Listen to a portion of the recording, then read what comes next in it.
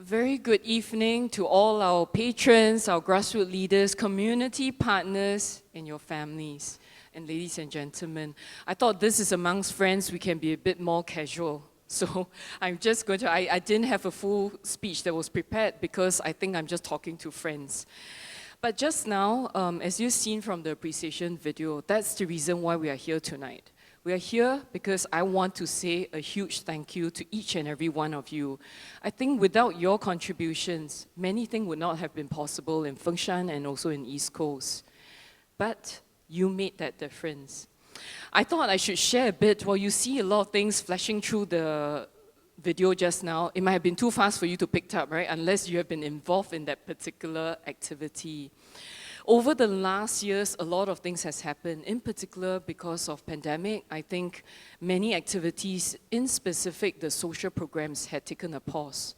The only thing we really did not stop was actually to go door to door, to outreach to those vulnerable seniors, the ones who lived on their own. I think that was an effort that many of you took part and assisted us with, without which we would not have been able to go through pandemic so safely. So with that, first and foremost, thank you very much.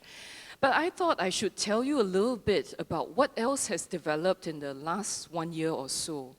Maybe let me start with, of course, our East Coast plan. 3 things, as you know, in our East Coast plan, there are 3 pillars to it. There's the caring, the green, and the vibrant pillar. I'll begin with the caring pillar itself, because I think that is one thing which many of you tonight have actually walked alongside us to reach out to those individuals. First, the community survey. This is a community care survey. It's the one where we had care volunteers, where many of them are our own residents. They are not even, how would I call, part of a grassroots organization. They have been ad hoc volunteers, but they actually stepped forward to help us reach out to seniors who lived in the private estate and also in our HDB heartland. So what did they exactly do? They went to check to see what were some of the issues this senior had living on their own. As you know, we are an aging population, but in specific in Fengshan itself, that number is growing increasingly large. We will in the next, in fact, today, we already have more than 51% of seniors living amongst us. Over time, that number, you can imagine, will only continue aging. So we were very afraid that isolation will really set in for many of them, and hence this particular thing of finding community care surveyors. They've done many things over the last year, and in fact, how many numbers have they reached out? So under Peggy's leadership, right, they've reached out to over 800 seniors in the last 1 year or so. And it was actually quite amazing because what we found out is among these 800 over seniors, 10% of them actually required acute care service or they are at high risk. That means had we not gone to them, they would have been in a worse position over the years. And so we helped not just the senior, but also their family as a whole. And I think this is a very important initiative which I will continue strongly supporting. And I want to, in specific, mention about Peace Haven's involvement. I see Mui Lang and the friends among us. They have done very significant work because, as you know, with many seniors, some of them refuse help. But we couldn't leave them on their own. So what they kindly did for us is to go and handhold these individuals. And also some we had to put to Changi General Hospital and other healthcare and also social needs so that they holistically get the care until they aged. So that was one thing I'm very grateful for and really wanted to thank Peace Haven for your continuous effort. And I must say it's really unwavering support because without which, I think the seniors will still be in their own world. Okay, so that's one. The next thing I want to talk about is actually around, as you have seen on the video, there was this mobile TCM as well as the TCM that we start having within Fengshan CC every Tuesday. I think TCM is also another alternative form of healthcare that many seniors actually look forward to. In fact, what we've found is regardless of the race, the seniors don't mind to take this traditional Chinese medication. So this is one thing which we will also continue. In fact, we have the mobile vans that actually move into the private estate so that they can be supported because they can't come to the CC. So that is something we will continue, also thanks to Singapore Buddhist Society for providing the weekly service in our CC. And we have one latest new addition. For those of you who know, Block 105, we actually have National Kidney Foundation who put up their latest dialysis center here.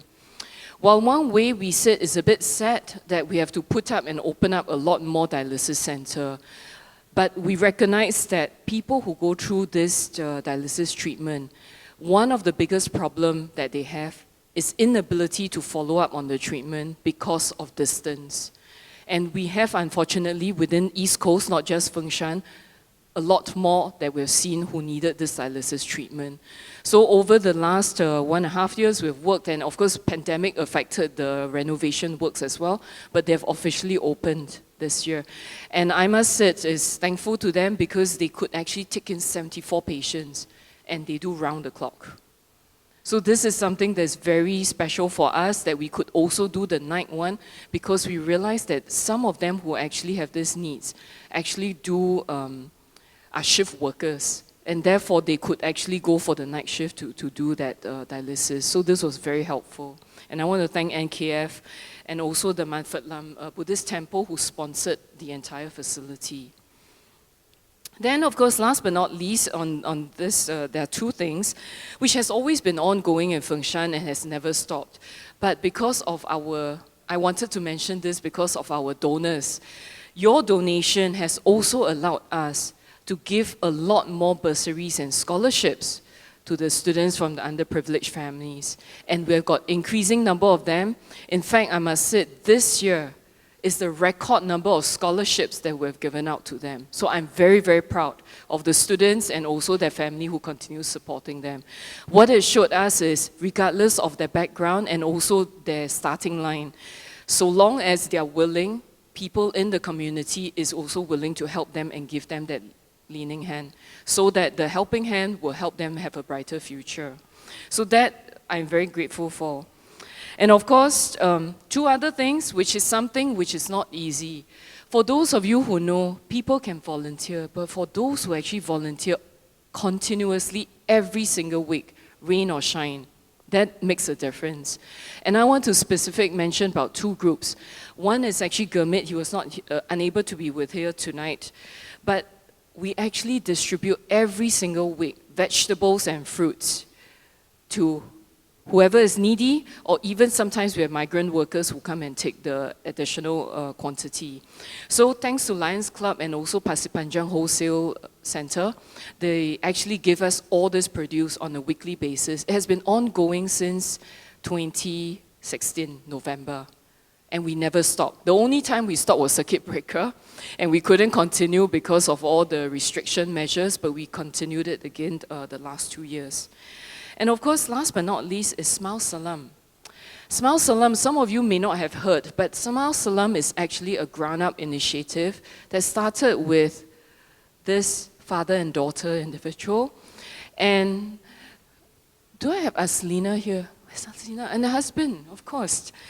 They are here because you know what they actually did? They started this, of course, not from Fengshan, but they came to me with this idea. They were helping, of course, other parts of Singapore as well, right? And what they actually do is they do grocery pop-up store. Quite a novel idea, right? But what does this pop-up store actually do? We recognize that there are many rental blocks around us. Of course, Fengshan has got 4 rental blocks. And fairly often, when people want to donate, they'll find the first thing to donate to is the rental blocks, naturally, because they seem to be the natural beneficiary that we'll go to. But there's one problem with it. People do not understand what are the real needs on the ground and just keep donating. Some of these seniors who live in the rental blocks do not cook at all. So no matter what you give them, it's only for us to go and clear out the store for them after some time because they're all expired.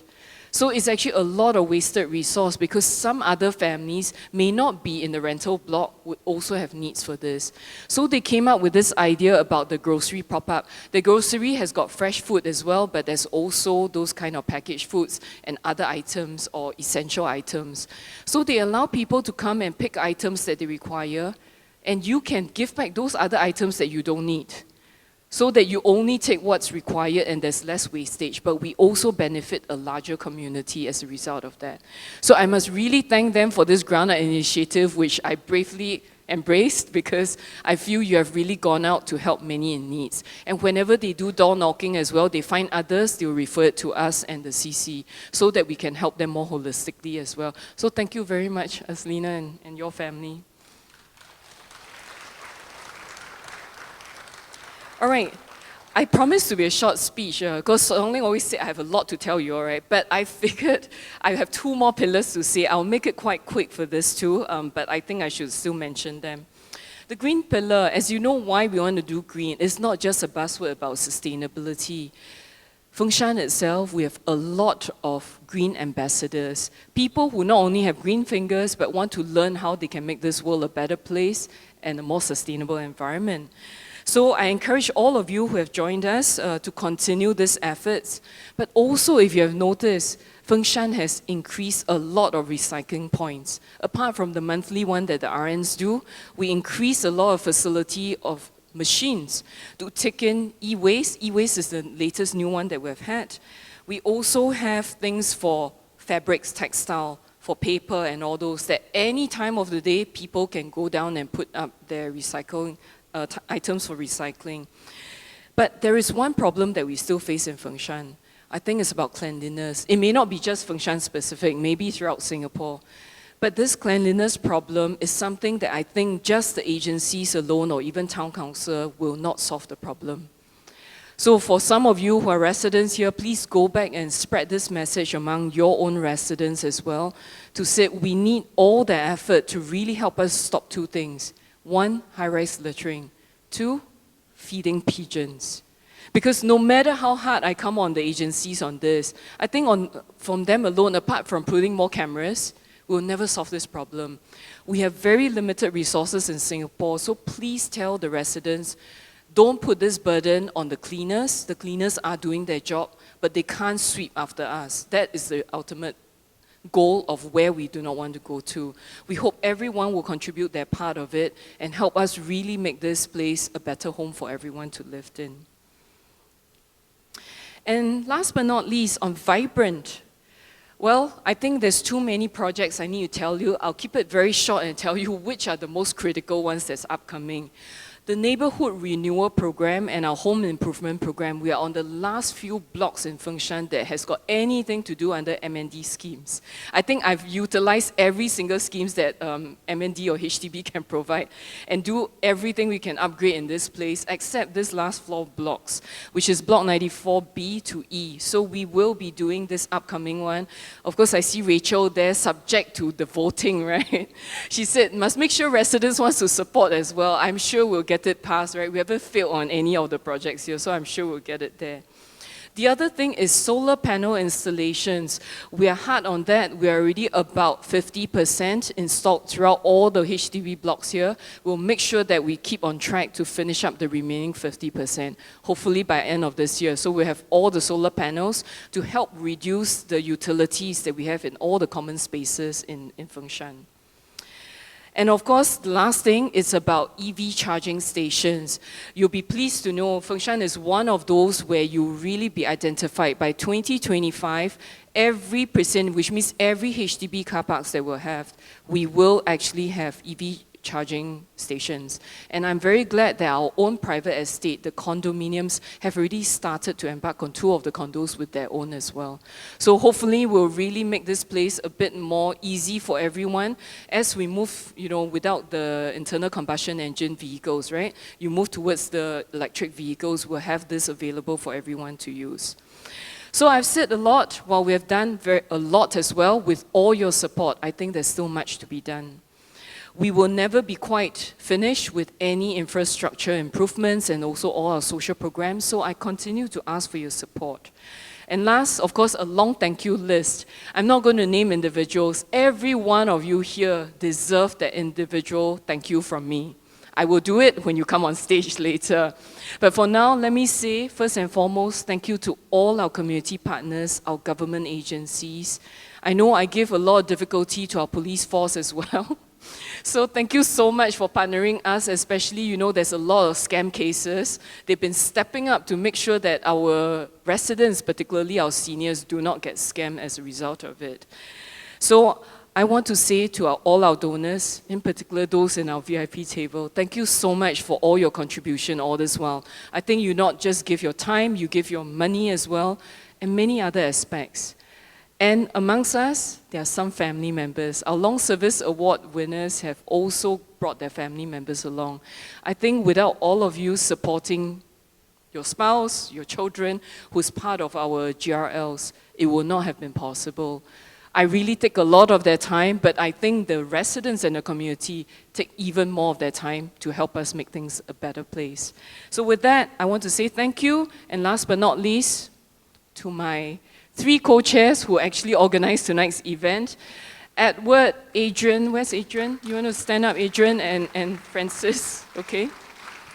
And of course, our lovely MC, Marilyn. Whenever we ask her, she said, yes, I can come and be your MC. Thank you so much. I wish you a wonderful evening. And last but not least, happy National Day.